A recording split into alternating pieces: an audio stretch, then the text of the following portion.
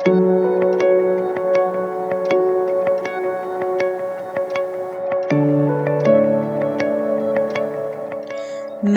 कलियासोत हूँ, राजधानी भोपाल की एकमात्र नदी। मैं किसी समय शहर के बाहर से होकर गुजरती थी, लेकिन समय बदला और इंसानों ने अपनी बस्तियां बसाई, तो मैं भी शहर के बीचों बीच से होकर बहने लगी।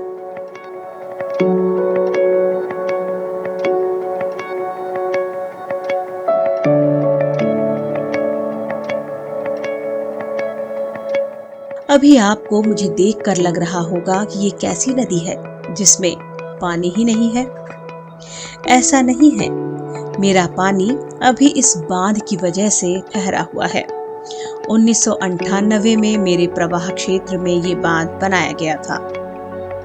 इस डैम के बनने के पहले कलियासोत रिवर से बड़े तालाब का जो एक्सेस वाटर होता था, जो बड़ा तालाब पूरा भर जाता था, उसके बाद जो पानी बचता था वो यहाँ से बहाकर बेतवा नदी में जाके मिलाया जाता था। एक स्वतंत्र प्रवाह था नदी का, और इससे सारा पानी जाकर समय के अनुसार जो है वहाँ बेतवा नदी में मिल जाता था। उसके बाद ये किन्हीं कारणों से फ्लड कंट्रोल को नियंत्रण करने के उद्देश्य से इस डैम का निर्माण जरूरी समझा गया, और इस कलियासोत डैम ने जन्म लिया। खैर, वो भी क्या दिन थे जब टेढ़े मेढ़े रास्तों से झूमते गाते नाचते हुए मैं भोजपुर के पास बेतवा नदी में जाकर मिल जाती थी। लोग घंटों मेरे किनारे बैठकर एक दूसरे से सुख दुख की बातें भी किया करते थे।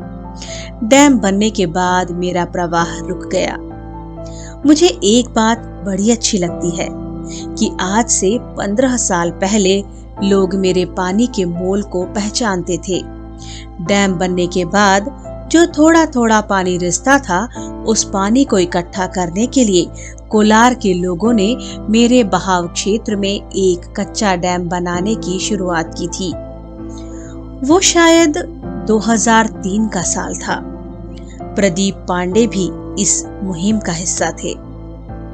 पूरे कोलार के आसपास के क्षेत्र के लोग इससे जुड़ते गए। एक पत्थर एक व्यक्ति के नाम से नारा दिया गया, और सबने अपना अपना योगदान श्रमदान के रूप में दिया, और उस एक सामुदायिक सहयोग से उस कृति को लोगों के सामने रखा गया। वो पानी उस पौंड में वो पानी लगभग 13 फीट हाइट तक जो है वो भरा गया, और उसमें हमने नाव भी चला के दिखाई।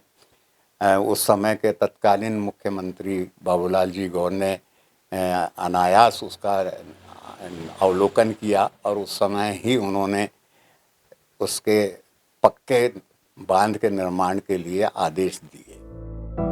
अब मैं सोचती हूँ कि कहाँ गए वो लोग जो मेरी कद्र किया करते थे। क्या हो गया इन लोगों को?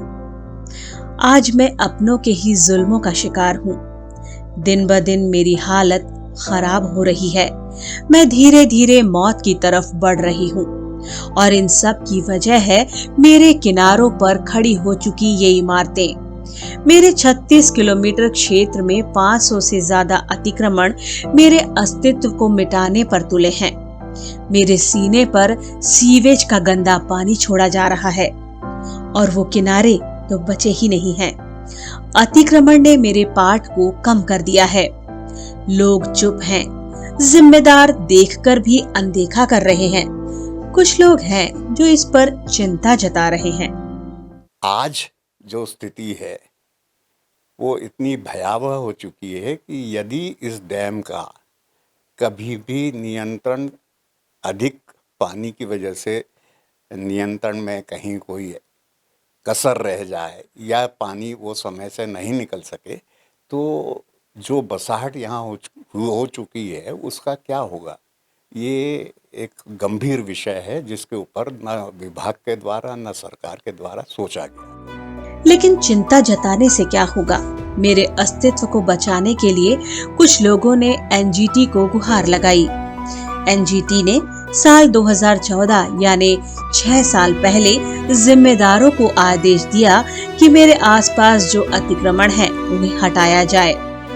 जो बिल्डर्स मेरा अस्तित्व खत्म करने में जुटे हैं उन्हें नोटिस थमाए गए, लेकिन सरकारी और राजनीतिक सिस्टम के आगे एक नदी की क्या हैसियत। मैं तिल तिल कर मौत के आगोश में समा रही हूँ। पुराने तो छोड़िए, नए नए अतिक्रमण हो रहे हैं।